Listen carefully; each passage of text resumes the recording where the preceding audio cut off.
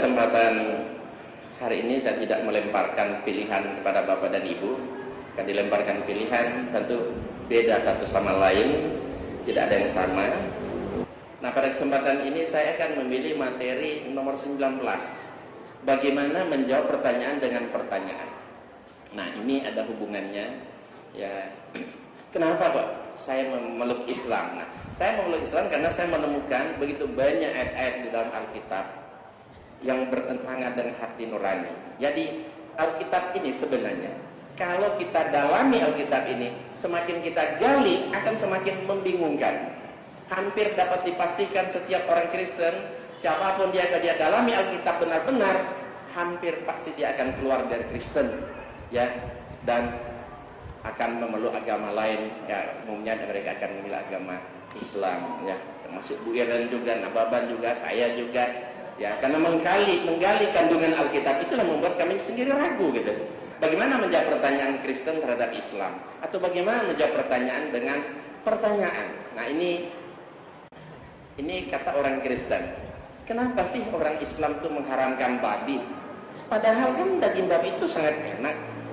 Kan bisa saja kita ditanya seperti itu. Jawabnya gimana, Bu? Jadi jawabnya begini. Ya, cara menjawabnya, sebenarnya saya yang bertanya, mengapa Anda makan babi? Bukankah dalam Alkitab Anda tertulis babi itu haram? Jadi dia bertanya, balik bertanya kan? Kenapa orang Islam makan babi? Justru saya mau tanya, ngapain Anda yang makan babi? Karena di Alkitab dia ada tertulis babi itu haram. Kita lihat cetakan lama. Demikian juga babi. Karena memang berkuku belayar, kukunya bersela panjang tapi tidak memamah biak, haram itu bagimu. Daging binatang itu jangan kamu sentuh aja, nggak boleh. Ya, karena itu haram. Jadi kita lihat Alkitab, cuma bedanya Bapak dan Ibu, babi ini cetakan lama. Sekarang sudah dirubah, Alkitab cetakan baru diganti ditambah kata hutan. Jadi sekarang boleh makan babi karena sudah diganti jangan babi hutan. Kalau babi haram, semua babi nggak boleh dimakan, termasuk babi hutan. Kalau babi hutan haram, berarti semua babi boleh makan kecuali babi hutan. Jadi ibarat di ruangan ini tidak boleh merokok, berarti kan semua rokok nggak bisa dihisap. Tapi kalau bisa tambah, dilarang merokok di Samsu, berarti semua rokok bisa hisap kan, kecuali di Samsu. Nah, inilah bukti bahwa menambah satu kata, satu huruf pun akan merubah arti, apalagi menambah satu kata atau satu kalimat. Nah, tetapi kadang-kadang ada orang Kristen mengatakan begini, mau babi hutan tidak masalah. Itu kan masih satu spesies katanya, ya kan? Ya. Untuk membela yang salah, dia cari alasan. Babi hutan sama aja, masih satu spesies. Caranya gimana? Kalau menambah kata hutan tidak mempunyai arti, oke, kalau begitu saya bilang Yesus orang hutan. Oh, berarti Anda menghina. Nah, ini satu bukti orang sama orang hutan beda dong, ya kan? Walaupun spesiesnya kan mirip-mirip kan? Giliran Yesus kasih hutan di belakang dia protes. Nah, kan kita bilang jangan ditambah hutan, ya kan? Karena orang sama orang hutan pasti beda, ya. Walaupun spesiesnya mirip-mirip. Nah, kenapa orang Kristen makan babi?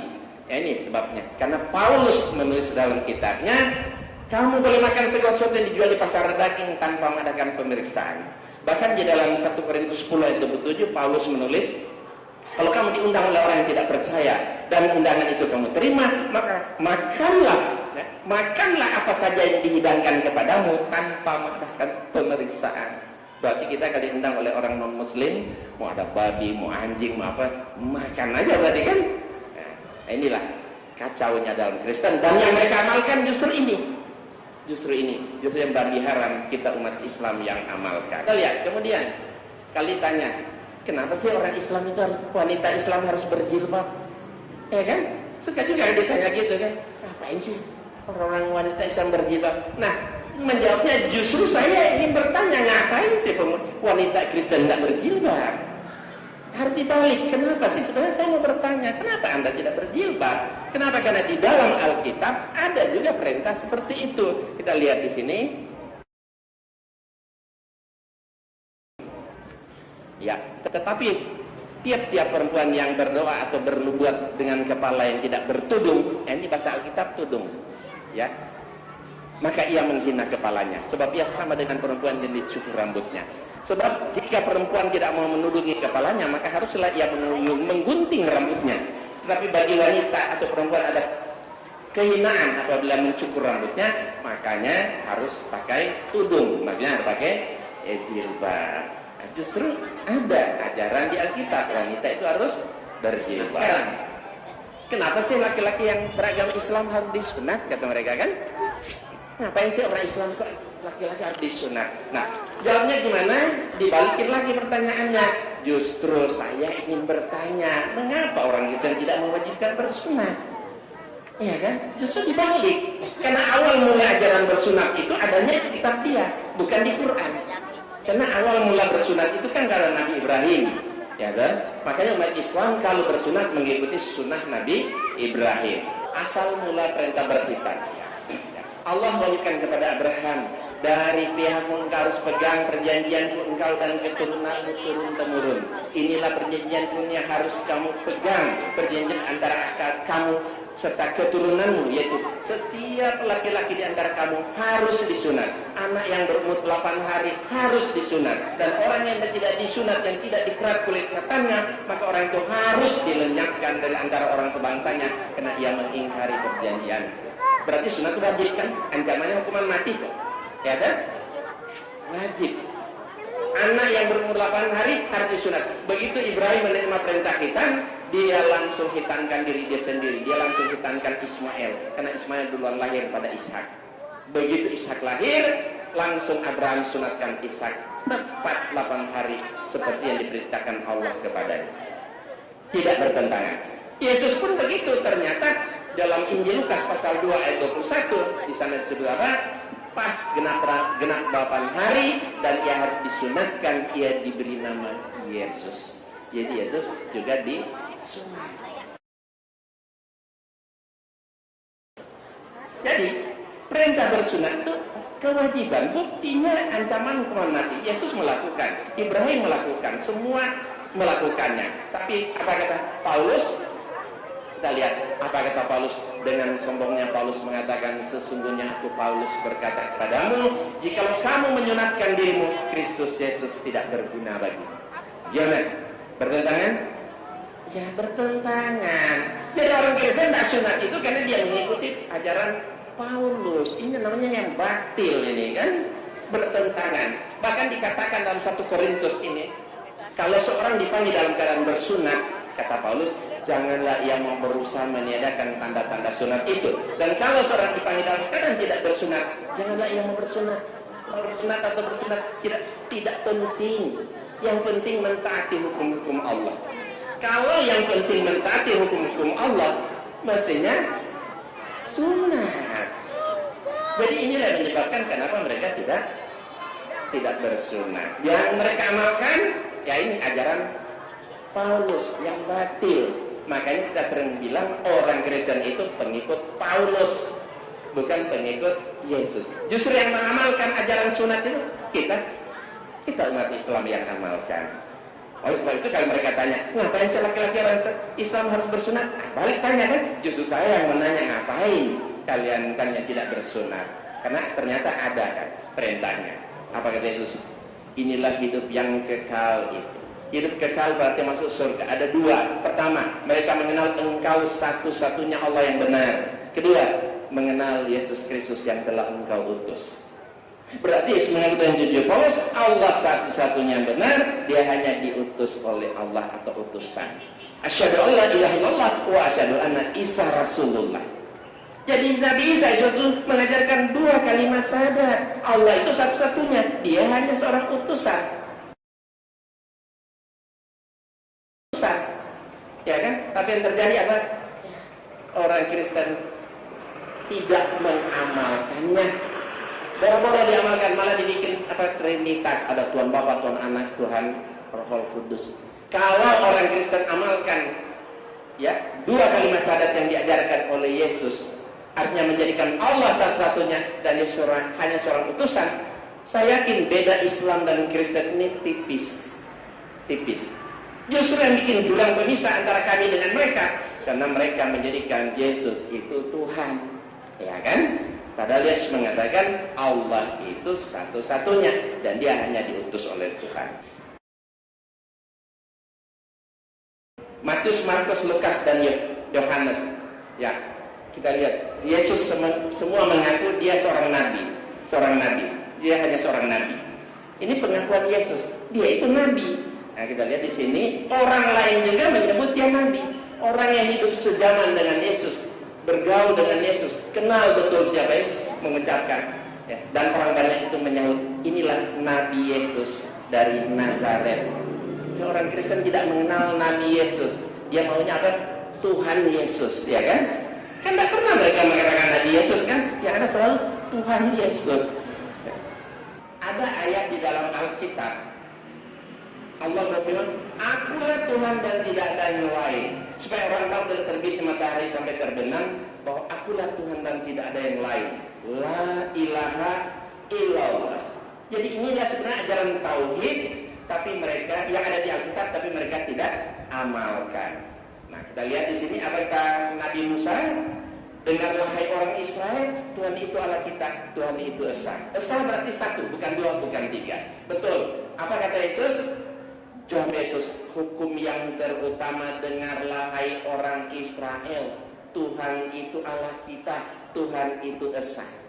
Ya kan? Yesus mengatakan Tuhan itu Allah kita, Tuhan itu Esa. Termasuk Tuhan dia kan berarti kan? Nah, ucapan Yesus ini dibenarkan oleh ahli Taurat. Apa kata ahli Taurat? Ya kita lihat, tepat sekali guru. Benar katamu itu bahwa dia Esa dan bahwa tidak ada yang lain kecuali dia. La ilaha illallah. Tapi apa kata Lukas? Lukas menulis dalam Kisah Para Rasul, jadi seluruh kaum Israel harus tahu dengan pasti bahwa Allah telah membuat Yesus yang kamu salibkan menjadi Tuhan. Nah, kalau Allah buat Yesus jadi Tuhan, lah Tuhan buat dia sendiri jadi apa? Mau pensiun, sudah tua, mau ganti sama anaknya, ya kan?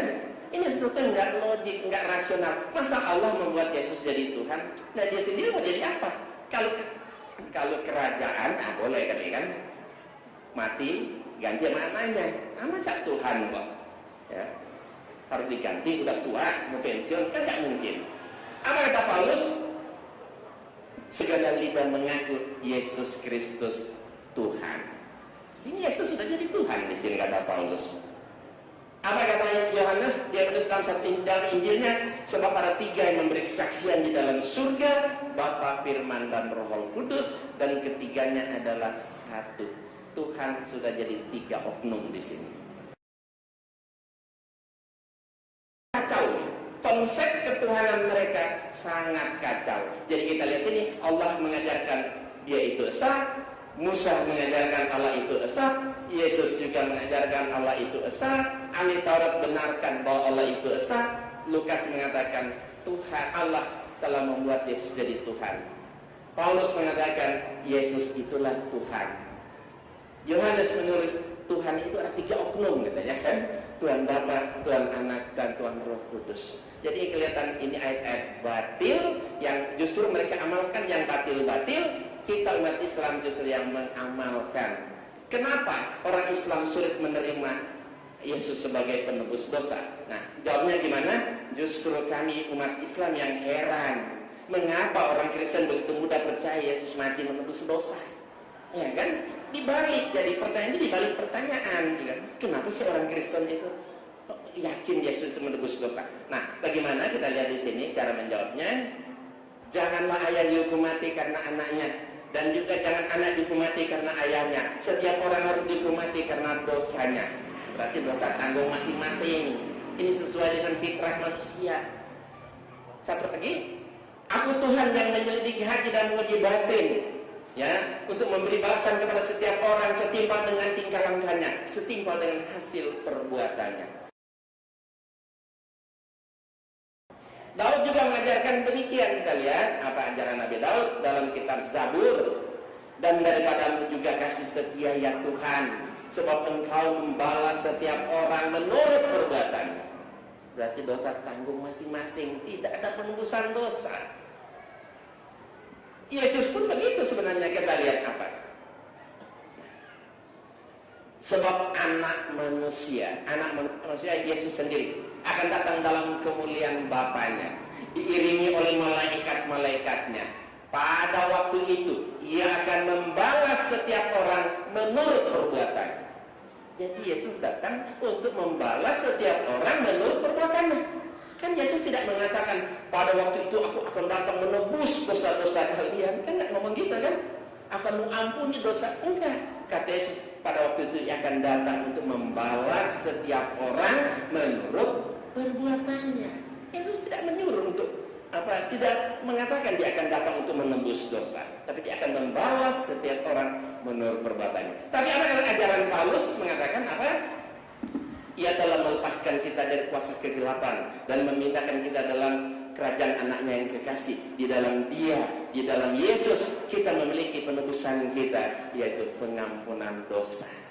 Satu lagi kata Paulus, karena Allah itu esa pula dia yang menjadi perantara antara Allah dan manusia, yaitu manusia Yesus Kristus yang telah menyerahkan dirinya sebagai tebusan bagi semua manusia. Nah, inilah ajaran batil yang diajarkan oleh Paulus, dan inilah yang mereka amalkan oleh Paulus, dan inilah yang mereka amalkan. Ya, justru ajaran yang benar kita umat Islam yang mengamalkan. Oleh sebab itu orang Kristen itu tidak pantas disebut pengikut Yesus. Ya, nggak pantas. Mereka itu pengikut Paulus. Ya, makanya kita perlu selamatkan Yesus dari orang Kristen. Kalau ada agama Tuhan, nabinya dibikin Tuhan. Ada nggak agamanya nabinya dibikin Tuhan? Ada nggak agama nabinya dibikin Tuhan? Ada. Agama apa? Nah itu kan. Berarti agama itu apa? Kalau agama nabinya dibikin Tuhan, agamanya itu apa? Apa? Sesat. Betul. Sesat. Ada nggak nabi mengaku dirinya Tuhan? Kalau ada nabi mengaku dirinya Tuhan, kira-kira nabi itu nabi apa? Nabi apa? Palsu. Pasti kan?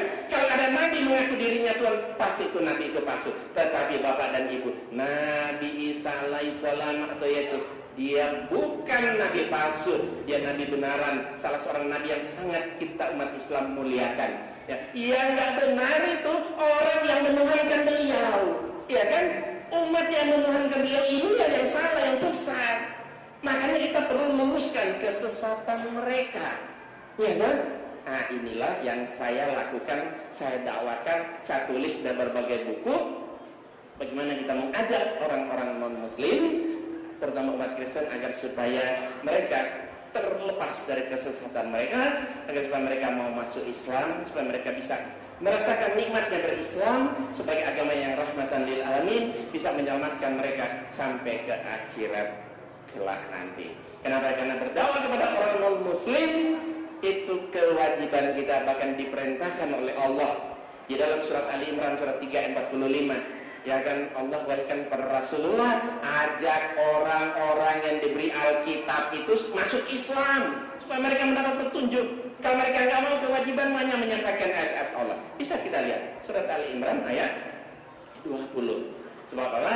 Karena Nabi kita bukan diutus hanya untuk orang Islam atau orang Arab. Rasulullah kita diutus untuk seluruh umat manusia. Wa ma arsalnaka illa rahmatan lil alamin. Bahkan satu ayat lagi terakhir, Allah berfirman kepada Rasulullah surat Saba surat 34 ayat 28. Wa ma arsalnaka illa kafatan linnas basira wa nazira walakin aktsaran nasi la ya'lamun. Tidaklah kami mengutus engkau wahai Muhammad melainkan kepada semua manusia untuk membawa berita gembira dan peringatan, tetapi kebanyakan manusia tidak mengetahuinya. Jadi kata Allah, banyak manusia nggak tahu bahwa Rasulullah diutus untuk seluruh umat manusia. Nah, karena banyak yang nggak tahu, perlu kasih tahu, ya kan? Ngasih tahu inilah dakwah. Ya, insya Allah kalau Bapak dan Ibu ingin materi-materi pilihan yang segitu banyak, ya satu saat ya mungkin kita akan tampil untuk berbicara lagi di tempat ini. Demikianlah. Assalamualaikum warahmatullahi wabarakatuh.